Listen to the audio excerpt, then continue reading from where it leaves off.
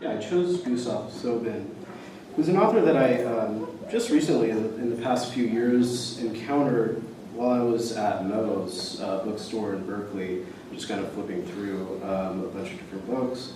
And something about his poetry, his use of language, his sense of place and how place leads to this deeper investigation of language itself has always struck a chord with me, as that's something I'm trying to do in my own work. I wrote kind of a pithy, summary of my connection to his work, but I feel like I just kind of want to let it speak for itself, and then I'm going to read some poetry that was inspired by Gustaf Sobin.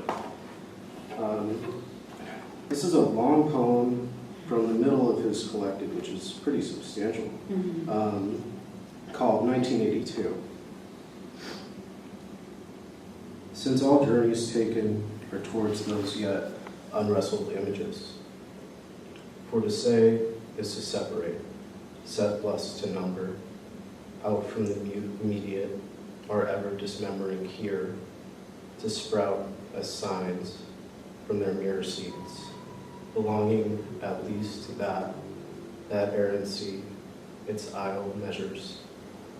As we lifted rocks from our eyes, lay them akimbo in our bleached meadows, tin roses, trust idols, while inventing memory as we went, where the seed-beaded tops of the grassy shuttle went under, were jars, what the long bodies had hollowed the dark milk of these whispers, where a breeze all summer was tugging at sound, to do without us what it meant.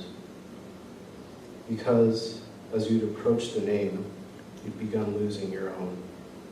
As the self touches itself in its second person, the two masks clattering, unwrinkles as the heart would, were the heart to rise, releasing on its teased streamers that taut, irresuscible motto of its own untelling. Intricate macavage of the imaginary, the pale traffic of its crystals, who'd breathe these things into me, then draw them rhythmically out as the shadows unmuscle and their flashed milk chills. From the very tips of the pulled scarves depletes, who'd say, who'd thrive in the deep facets of some sudden irretractable decor, oak, then juniper, the stars moving as if sideways, with nothing but interval, its words as talisman, as what was given to answer ourselves with, whereby things might be seen in another light, not ourselves that translate, but our works, star hoop of sounds or dark staves, being carried by an excess toward those first simplicities, rhythm, the image bearer, where the poem would finally be seen as the running of its own unrelapsing interval, as a sectioned wave thrust forwards and forever reflecting back, lathed winds, siphoned honey, creating out of its syllables that witnessing space, like washed rings of invisible coral, those second circumferences, at the very edge, the effigy, where smoke would rush, vanishing into its rolled conch, and sound at last be received, for the idol remains idle, is the inexhaustible coursing of its own inscribed rhythms, even shattered as it entered, pulsed air of those heavens, our breath keeps.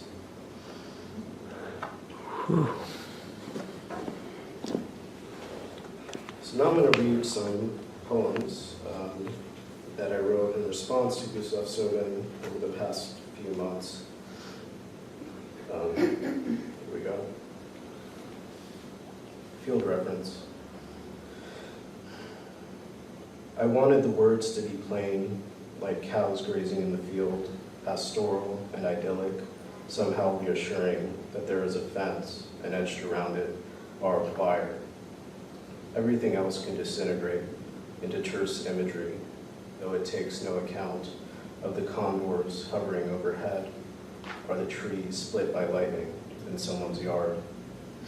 I am looking for the boring facility of language, in the house creaking, and the blue dragonflies darting in the wet grass, and the ease of what can be avoided. November. Not words, not even a stray syllable settling onto the dim periphery, but what can be seen is rectified into thought's blank transgression, that I am left with a visage of former language made to remember its failures and those unarticulated windfalls, making it somehow worthwhile, or how each thing moves between states, how the droplets of water hanging to the green spearheaded bamboo leaves outside will fall under their own heaviness, how I've tried to recombine the fragments into that hopeful and impossible gesture. A field of autumn covers half of the cement in the yard. Every other thing is unclaimed, darkening, swath by swath, with a new patch of rain.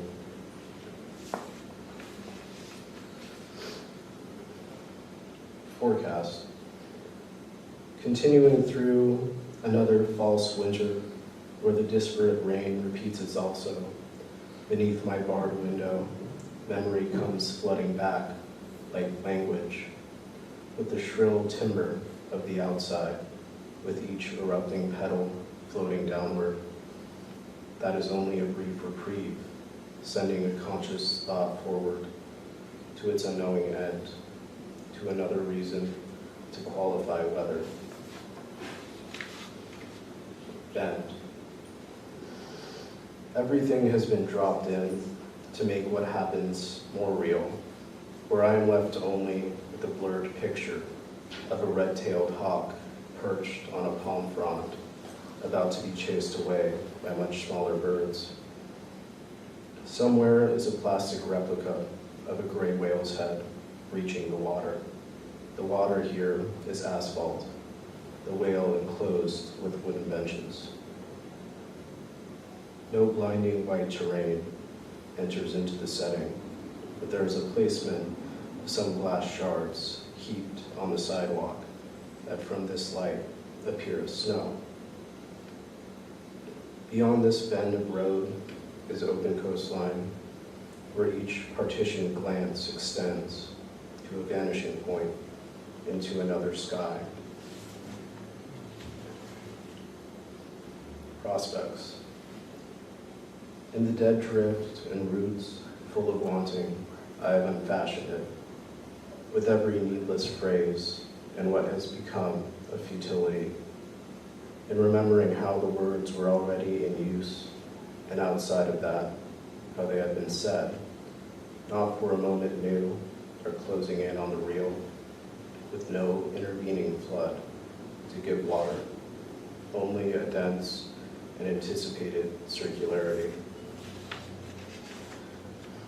Tetrad. The dissonance takes us away from what is dissonant. With the moon, that bright circle, overtaken by another disk, turning it red, somehow in the calm of this turning, you could find love. You could interpret it another way. How this is a possible end, or each minute change unfolds of its own choice, or its own lack of inhibition. I find what I want in it, wanting to find something, to step out onto the patio and stare at it, 12:47 a.m., looking the same as before. Fragile acts. Finally turning to fall, the wind picks up dandelion clusters, little orbs of down, voyaging in some known path, almost anticipating where to land. Everything in exemption, everything changed, where now I have been wedded, pieced together in this framework, somehow existing in it, quietly and without reference, without reason to continue or end, from that growing silence where it all yields and each fragile act can be weighed.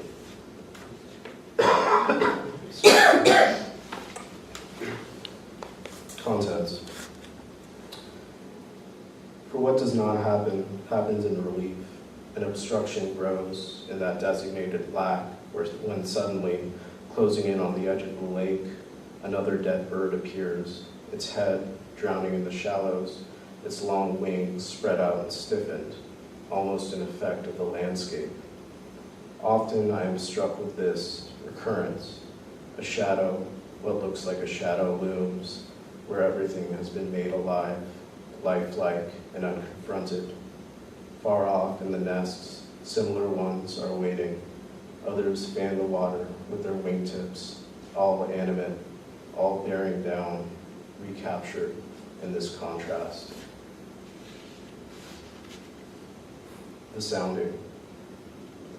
Swathed, empty from that encompassing silence, what can come coursing out? What visibility and what emerges from it?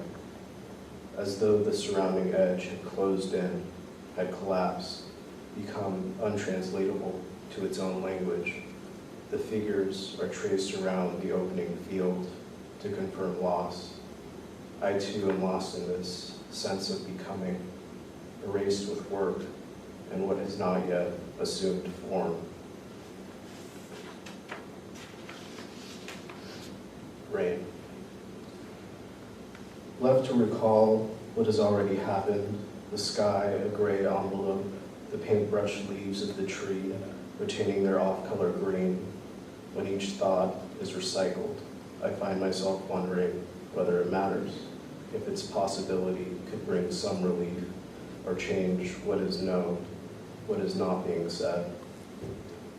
You take pictures of the snail hanging to a leaf, upside down, clinging with its innards to the moisture, some celebration that we were chance to its witness, as if even this would someday be remote, unreal, chosen as another reminiscence.